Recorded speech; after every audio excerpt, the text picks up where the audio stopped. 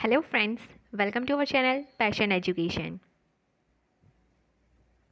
Hope आप सभी बहुत ही बढ़िया होंगे, अपनी तैयारी बहुत ही अच्छे से जोश से होश से कर रहे होंगे। हमारी वीकली करंट अफेयर के सीरीज़ में आज हम कवर करने वाले हैं 12 से 17 अगस्त का current affair. So let's begin our session. So our first news is related with first digital code for check bounce cases. Justice Bhushan Ramakrishna Gawai of Supreme Court has inaugurated India's first digital court for handling check bounce cases named 24/7 on courts in Kollam. तो यहाँ पे inauguration किया गया है India के first digital court. ये digital court तो होगा ही, पर स्पेसिफिक केस जो बताया जा रहा है हैंडलिंग चेक बाउंस केसेस, इसको हैंडल करने के लिए पहला जो डिजिटल कोर्ट है वो स्टार्ट किया गया है और उसका नाम क्या है 24/7 ऑन कोर्ट्स। इसका इनॉग्रेशन हुआ है कोल्लम केरला के अंदर। This initiative aims to boost efficiency and reduce backlog of cases. If successful similar digital courts may be established across Kerala. अगर सक्सेसफुल होता है तो केरला में बाकी जगह पे भी ये इम्प्लीमेंट किया जाएगा। So our second news is related to mpox monkey pox. World Health Organization has reached its highest level of alert and has declared monkeypox as a public health emergency of international concern. तो world health organisation ने monkeypox को public health emergency declare कर दिया है। तो यहाँ पे ये ज़रूरी हो जाता है कि हम monkeypox जो डिजीज़ है उसके बारे में जानें। तो सबसे पहले जो चीज़ आपको ध्यान में रखनी है वो ये है कि ये एक तरीके का वायरल इन्फेक्शन है, राइट। वायरल इन्फेक्शन है जो कि होता है मंकी पॉक्स वायरस के द्वारा। जनरली ये पूछा जाता है एग्ज़ाम्स में कि बैक्टीरिया से होता है, वायरस से होता है, किससे होता है, तो आपको ध्यान में रखना है दैट वायरस के द्वारा ये फैलता है। पहली बार इसको ह्यूमंस के बीच में रिपोर्ट किया गया था 1970 में, प्रीडोमिनेटली अफ्रीकन रीजन। इसके दो टाइप्स देखे गए हैं, क्लेड 1 जो कि ओरिजिनेट हुआ है सेंट्रल अफ्रीका में और क्लेड 2 जो कि ओरिजिनेट हुआ है वेस्ट अफ्रीका में। इसके कुछ सिम्टम यहाँ पे मेंशन किए गए हैं जैसे कि फीवर, हेडेक, मसल एक, back pain, low energy, swollen lymph nodes and pox like rashes which last about 2 to 3 weeks। ये इन्फेक्शन फैलता कैसे है तो आपको ध्यान में रखना है ये एनिमल्स टू ह्यूमंस यानी जूनोटिक ट्रांसमिशन भी होता है। जूनोटिक ट्रांसमिशन मीन्स एनिमल से ह्यूमन में भी आ सकता है और between humans through direct contact with the body fluids और सेक्सुअल कॉन्टैक्ट यानी ह्यूमंस के बीच में भी ये ट्रांसफ़र हो सकता है। अब next news is talking about AI based national paste surveillance system जिसको लॉन्च किया गया है 15 अगस्त 2024 को। तो ये AI के बेस्ड पे नेशनल पेस्ट सर्वेलेंस सिस्टम है। 15 अगस्त को लॉन्च हुआ है और हाल ही में आने वाले कई दिनों में हाल ही में ये लॉन्च हुआ और आने वाले कई दिनों में बहुत सारी वन लाइनर एग्ज़ाम है। तो प्लीज़ ये ध्यान में रखिएगा कि 15 अगस्त 2024 को ये स्कीम लॉन्च हुई है। This digital initiative was developed by department of agriculture and farmers welfare. कोई भी स्कीम, कोई भी रैंकिंग आती है, कोई रिपोर्ट या कोई इनिशिएटिव, ये आपको बिल्कुल ध्यान में रखना है कि किसके द्वारा स्टार्ट किया गया है। तो यहाँ पे ये department of agriculture and farmer welfare के द्वारा स्टार्ट किया गया है। It leverage advance technology like AI and machine learning to provide timely and accurate pest management advisory. तो ये रिलेटेड है पेस्ट मैनेजमेंट एडवाइजरी के लिए, जहाँ पे ये क्या करेगा, मोस्ट एडवांस टेक्नोलॉजी AI और ML मशीन लर्निंग को यूज़ करेगा ताकि टाइमली और एक्यूरेट पेस्ट मैनेजमेंट एडवाइजरी दे सके। This AI-based system aims to help farmer connect with agricultural scientists and expert for effective pest management using their mobile phones। तो यानी farmers को एक तरीके से हेल्प होने वाली है इस सर्वेलेंस सिस्टम के द्वारा, बिकॉज वो अपना मोबाइल फ़ोन यूज़ करके ही एग्रीकल्चर साइंटिस्ट के द्वारा कनेक्ट हो सकते हैं और वो साइंटिस्ट और एक्सपर्ट उन्हें गाइड करेंगे किस तरीके से इफ़ेक्टिव पेस्ट मैनेजमेंट किया जा सकता है। तो ये एक तरीके से कॉस्ट इफ़ेक्टिव सॉल्यूशन है जिसके लिए एक्स्ट्रा फाइनेंशियल रिसोर्सेज रिक्वायर्ड नहीं है, राइट। आपके पास मोबाइल फ़ोन है, आप उसके ही थ्रू ये चीज़ कर सकते हैं। So here we have another news that is talking about भविष्य सॉफ्टवेयर। भविष्य सॉफ्टवेयर ये एक तरीके का सेंट्रलाइज्ड पेंशन प्रोसेसिंग सॉफ्टवेयर है जिसको डेवलप किया गया। अगेन एक तरीके का सॉफ्टवेयर है, कोई इनिशिएटिव हो, स्कीम हो, किसने डेवलप किया है वो आपको ज़रूर से ध्यान में रखना है। तो ये डेवलप किया गया department of pension and pensioners welfare, ठीक है, इस डिपार्टमेंट के द्वारा किया गया है Bhavishya software. Bhavishya become mandatory for all central civil ministry and department, सभी सेंट्रल सिविल मिनिस्ट्री और डिपार्टमेंट के लिए ज़रूरी हो जाता है स्टार्टिंग फ्रॉम 1 जनवरी 2017। एम क्या है इसका? To address challenges of delay, clerical error, financial loss and harassment faced by pensioner during pension processing. तो ये बिल्कुल ही बहुत ही फ़ायदेमंद है एक तरीके से, क्योंकि पेंशन की प्रोसेस उसको ईज़ अप करना, यानी आप अपने सिटीजन्स को एक और प्लस पॉइंट दे रहे हैं उनकी लाइफ को ईजी करने के लिए, उनके लिविंग स्टैंडर्ड को बेहतर बनाने के लिए। सो हम नेक्स्ट न्यूज़ में बात करने जा रहे हैं मॉडल सोलार विलेज की। Ministry of New and Renewable Energy recently notified the scheme guideline for implementing the model solar village under PM सूर्य घर मुफ्त बिजली योजना। तो मॉडल सोलर विलेज ये एक इनिशिएटिव लिया जा रहा है अंडर PM सूर्य घर मुफ्त बिजली योजना। किसके द्वारा? Ministry of new and renewable energy के द्वारा। इट इज़ अ की कॉम्पोनेंट अंडर PM सूर्य घर मुफ्त बिजली योजना, जो कि कोशिश करेगा promote solar energy adoption across rural in. Scheme का इम्प्लीमेंटेशन, हमारे जो मॉडल सोलर विलेज स्कीम है इसका इम्प्लीमेंटेशन किया जाएगा स्टेट या UT renewable energy development agency के द्वारा। यहाँ पे जो सबसे इम्पॉर्टेंट काम होगा वही होगा कि to supervise the process to ensure the selected villages effectively transition to solar powered communities, और ये देखा जाएगा डिस्ट्रिक्ट लेवल कमिटीज़ के द्वारा।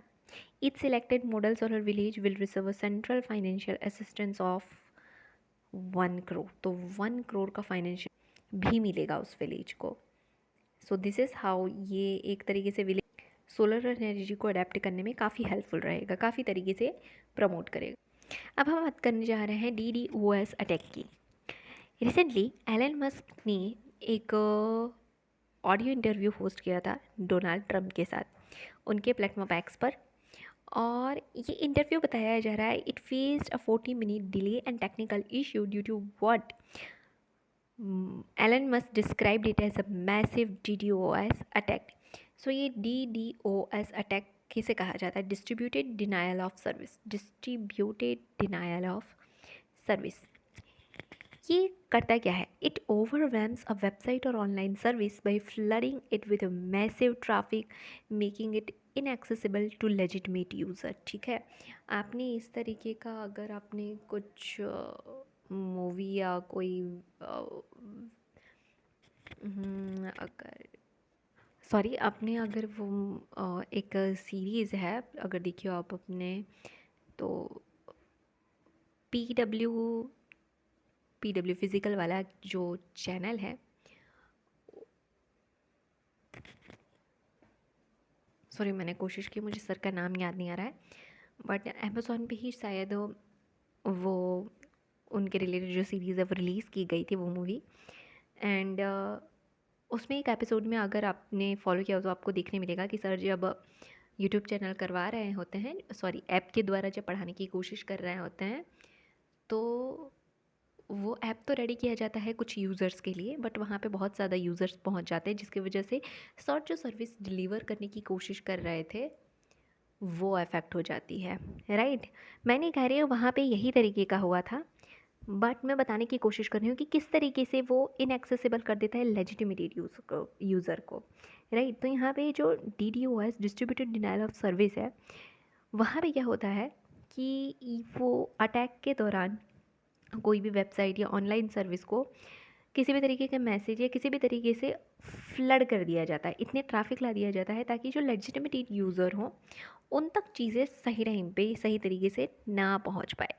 ये देखा गया कब? जब एलन मस्क ने एक ऑडियो इंटरव्यू हेल्ड किया था डोनाल्ड ट्रंप के साथ, जो कि 40 मिनट्स डिले हो गया था, टेक्निकल इश्यूज हुए थे। Right, attackers typically use network of compromised devices known as botnets to send excessive data to the target। अब अगर आपको कैसे पता चलेगा कि ठीक है आपका डिवाइस इस किसी तरीके से DDoS distributed in denials of service attack से ग्रसित हो गया है, तो slower internet speed and difficulty accessing online service, अगर ये होता है तो आपको समझ जाना है कि इसी तरीके का कोई अटैक आपके डिवाइस में हुआ है। ठीक है दोस्तों, तो यहाँ पे बात की जा रही है तुंगभद्रा रेजर्वॉयर के बारे में।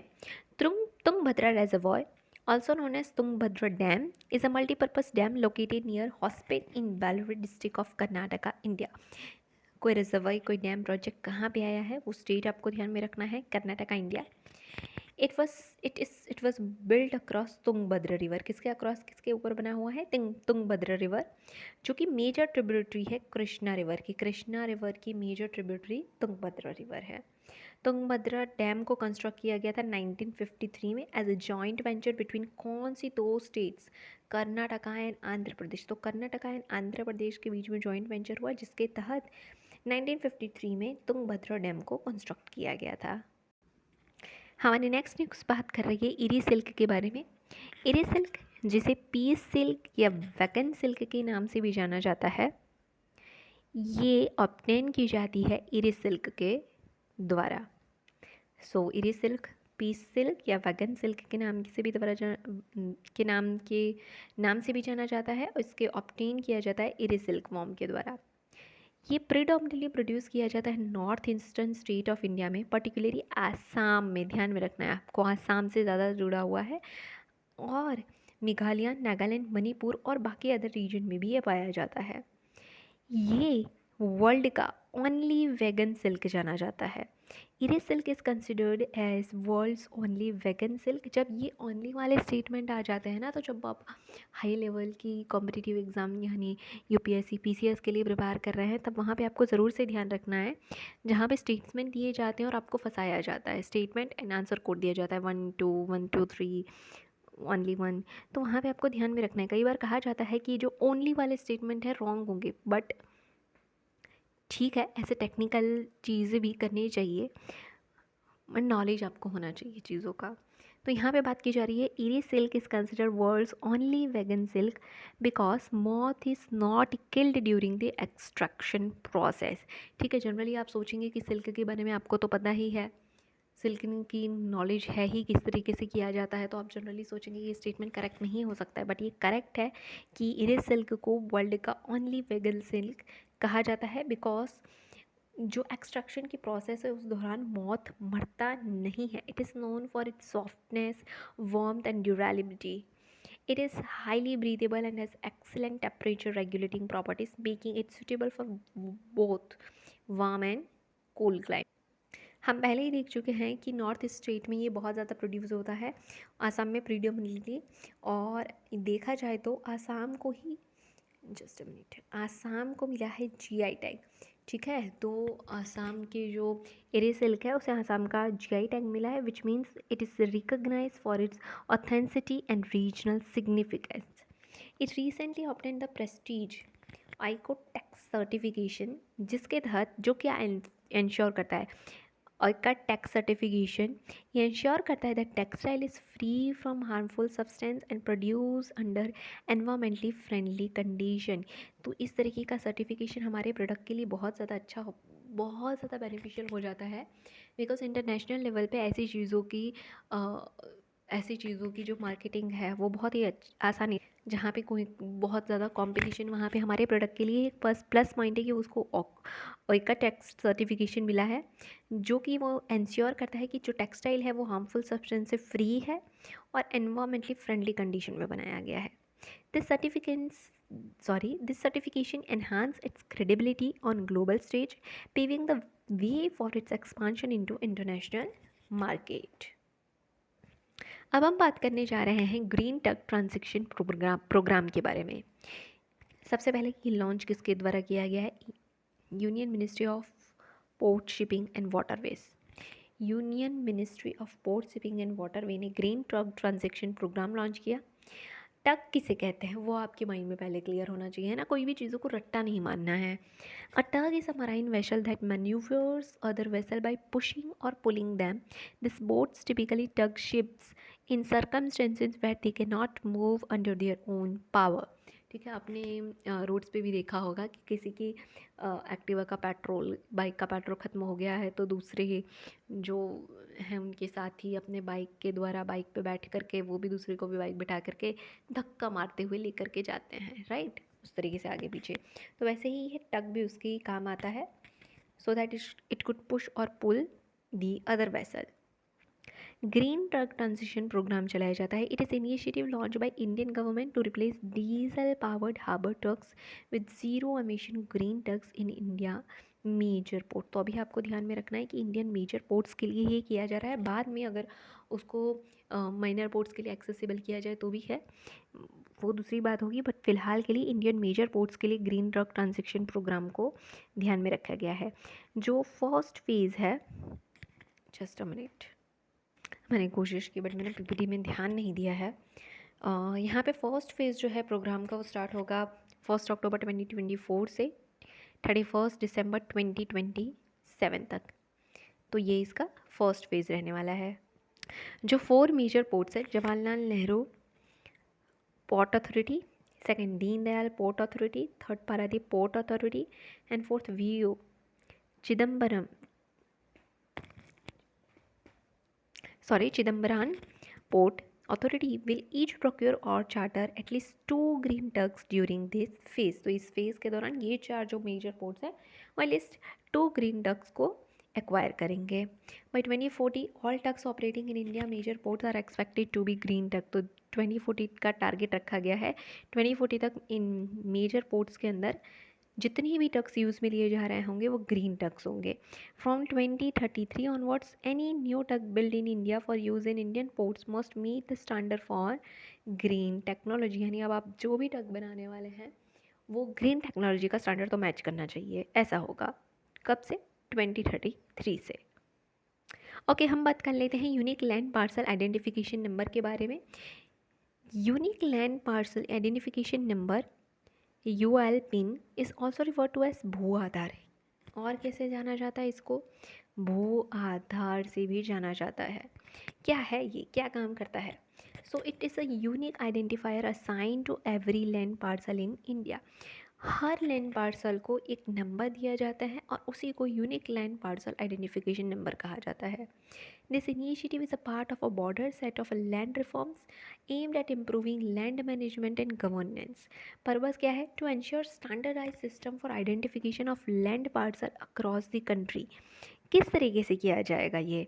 तो हर लैंड पार्सल को 14 यूनिक 14 डिजिट का नंबर दिया जाएगा, जिससे कि उसके लैंड रिकॉर्ड को और रेलेवेंट डेटा को एक्सेस किया जाए। ULPIN is a part of digitization drive that aims to make land record easily accessible and more transparent. Implementation of ULPIN involves use of Geographic Information System (GIS) technology for accurate mapping and updating of land record.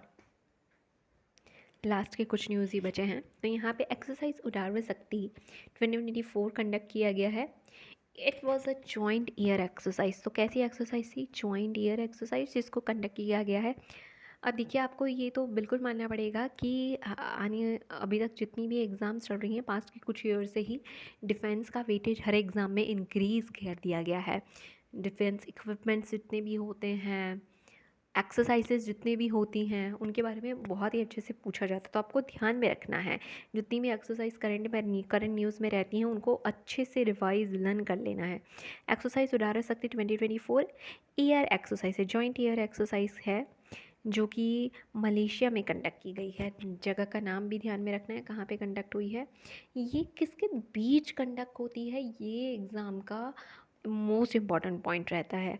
Indian air force और royal Malaysian air force, Indian air force और royal Malaysian air force के बीच में हुई है। दूसरी exercise के बारे में भी यहाँ पे डिस्कस किया गया है, मित्र शक्ति एक्सरसाइज। ये इस बार का 10th एडिशन रहा है मित्र शक्ति का, और ये कंडक्ट किया गया है श्रीलंका के अंदर। It is an annual exercise designed to improve cooperation and coordination between Indian Army and Sri Lankan Army। तो ये किसके बीच में, मित्र शक्ति किसके बीच में होता है? इंडियन आर्मी और श्रीलंका आर्मी। यहाँ पे मित्र शक्ति आर्मी का है, और जबकि शक्ति जो है वो एयरफोर्स का है, वो उड़ान शक्ति मलेशिया के साथ है, जबकि मित्र शक्ति श्रीलंका के साथ है। मित्र शक्ति का 9th एडिशन इंडिया में हुआ था, 10th एडिशन श्रीलंका में हो रहा है। ओके, हमारे लास्ट न्यूज़ में हम बात करने जा रहे हैं इंडिया रैंकिंग 2024 के बारे में। सो यहाँ पे जो मिनिस्ट्री इस रैंकिंग से रिलेटेड है वो मिनिस्ट्री फॉर एजुकेशन, जिसने रिलीज़ किया है Indian ranking 2024 national institution ranking framework का यूटिलाइज करते हुए, that was created by ministry of education in 2015। Indian ranking 2024 introduce 3 new category, 3 new category आई है। जब भी कुछ नया बदलाव किया जाए किसी रैंकिंग में, वो भी ध्यान में रखना है आपको। State public university, open university and skill university. State public university, open university and skill university. अब ये एम्फेसाइज किस पे करता है? So it emphasise the importance of employability skill as a key parameter in the ranking.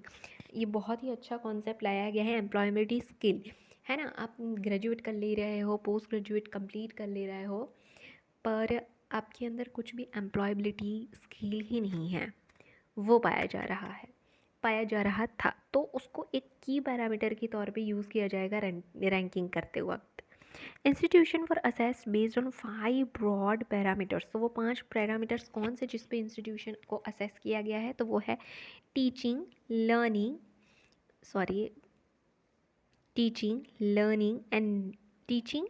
Learning and resources, research and professional practice, graduation outcome, outreach and inclusivity and perception. तो ये 5 broad parameters हैं जिनको ध्यान में रख के जितनी भी यूनिवर्सिटीज़ वगैरह हैं उन सबको रैंक दिया जाएगा। यहाँ हम देख लेते हैं कि इन सभी रैंकिंग के अंदर किसकी क्या पोजीशन रही है। तो जो आईआईटी मद्रास है उसका फर्स्ट पोजीशन रहा है ओवरऑल कैटेगरी, और ये 6th कॉन्सेक्यूटिव ईयर के लिए आईआईटी मद्रास टॉप कर रहा है। Indian institute of science Bengaluru ने टॉप किया यूनिवर्सिटी कैटेगरी के अंदर, 9th कॉन्सेक्यूटिव ईयर है ये उसका। आईआईएम अहमदाबाद, इसका टॉप पोजीशन रहा है मैनेजमेंट कैटेगरी में 5th कॉन्सेक्यूटिव ईयर के लिए। एम्स न्यू दिल्ली, जिसने सिक्योर किया है टॉप पोजीशन मेडिकल के लाइन में for 7th consecutive year. Anna university Chennai, अब ये आपको ज़्यादा ध्यान रखना होगा, क्यों? क्योंकि हमने अभी डिस्कस किया कि 3 न्यू कैटेगरी आई है, तो जिसमें स्टेट पब्लिक यूनिवर्सिटी कैटेगरी जो थी वो हाल ही इंट्रोड्यूस की गई है, तो उसके अंदर अन्ना यूनिवर्सिटी चेन्नई ने टॉप किया है। इग्नू जो कि न्यू दिल्ली से है, न्यू दिल्ली का जो इग्नू है, ठीक है, तो वो ओपन यूनिवर्सिटी कैटेगरी के अंदर टॉप कर रहा है। और symbiosis skill and professional university Pune की, इसने स्किल यूनिवर्सिटी कैटेगरी में फर्स्ट रैंक प्राप्त किया है।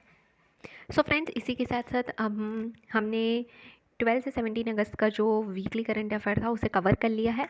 मुझे बिल्कुल से ध्यान में है कि 5 से 10 का जो करंट अफेयर है वो बाकी है, मैं उसे जल्द ही अपलोड कर दूँगी और आगे से हम इसको सिंक्रोनाइज्ड मैनर में लेके चल सकें, वैसी मेरी पूरी कोशिश रहेगी। आई होप इस सेशन के द्वारा आपने बहुत कुछ सीखा होगा, रिवाइज़ किया होगा, जाना होगा।